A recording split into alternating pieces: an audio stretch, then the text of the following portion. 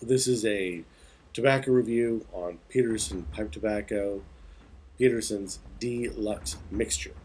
It comes in a 50-gram tin. It's encased with walnut, vanilla, and honey. These are a menagerie of odors that I did not expect to go well together, and they go well, very, very well together. I find the vanilla actually kind of binds the walnut and the honey together in a wonderful base smell. The tin nose is fantastic. You open it up and it's just wonderful. Has a sweetness to it that's more of a sugary sweet than a honey sweet. The room nose is even better yet. I would swear it smells like birthday cake with a hint of tobacco to it. The issues that I have with it is the fact that it's a bit on the dry side when I open up the tin. Now, I'm not sure whether or not it had to be this particular tin or what, but it was a little drier than what I would have liked. And the other thing is that it burned hot. Now, this meant, if you drew too much on the bowl, of course, the hotter it would get. But I've had other tobaccos where I could draw at a nice moderate rate and be perfectly fine. But in this case, a moderate rate turned out to be too much. Now, I had no diesel at the end. That liquidy, burnt, sugary stuff at the bottom of the bowl. Every time that I've had this particular blend, none of that came out. But the thing is, it always burned hot. Lastly, my issue with this particular tobacco is that I had a hard time keeping it lit, and I wasn't the only one. So between constantly trying to light the thing, when it did stay light, it got hot on the bowl. Those became rather irritating.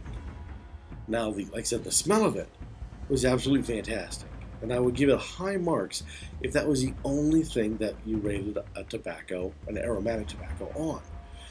But it wouldn't remain lit. And like I said, the bowl got extremely hot, and these were constantly problems. So if I had to give it a rating between, let's say, 1 through 10, I would have to give it, say, a 6, a 5, or a 6. Mainly leaning on the fact that it smells so nice out of the tin. It's so nice in the room when it's burning. It is a saving grace. And not just a saving grace, it carries the day if it wasn't for the fact you're constantly relighting your bulb. Now, as usual, I like to pair these up with something. And the fact that it is so sweet that I would have to pair this up with an average run-of-the-mill ale. I'm not a huge Budweiser fan, but that's what I'll pair it up with. Sam Adams would be great. Nothing with too much hops in it. Just a nice run-of-the-mill ale or a Pilsner or just something average to your particular taste. I myself like ales, so when I believe Pilsner's a little on the weak side, but this tobacco will go well with either. As long as it's not a dark or a strong beer, it will go very well with it. As when it comes to, say, your whiskeys or your rums, it would have to be something very light, or it will start to near overpower. It won't overpower it completely, but it will get near the overpowering part.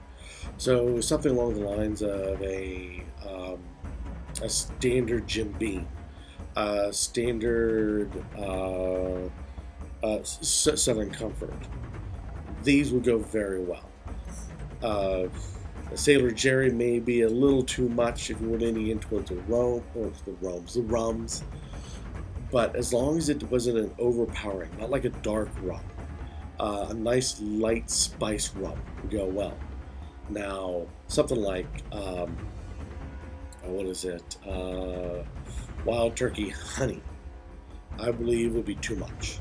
The honey would just be overwhelming, or any other of the brands that sell a honey whiskey would play havoc on this because it's already sweet in the odor, sweet in the air, sweet in the tin, and it makes you believe that it's sweet on the tongue, though that is disputable. It is an aromatic, so don't expect much flavor at all. But still, A run-of-the-mill beer, a run-of-the-mill whiskey, or run-of-the-mill rum will go very well with this. Something with an extra sweetness to it, like I said, the honey whiskeys, would push it over the edge, in my humble opinion. But like I said, the run-of-the-mill things would do great. This would also do well with a, of course, run-of-the-mill tea. A good grounding for it might be a chai tea that you could have with it. Because you got the sweet, and then you got the chai to help counterbalance it. But after that, it would have to be a standard run-of-the-mill sweet tea. Not overwhelmingly sweet, but just a run-of-the-mill. Middle of the road everything will balance well with this particular tobacco. Give it a try, see what you think. Right at the bottom, let me know what you think, and the rest of the pipe community knows that. Until then, keep on smoking. Thank you.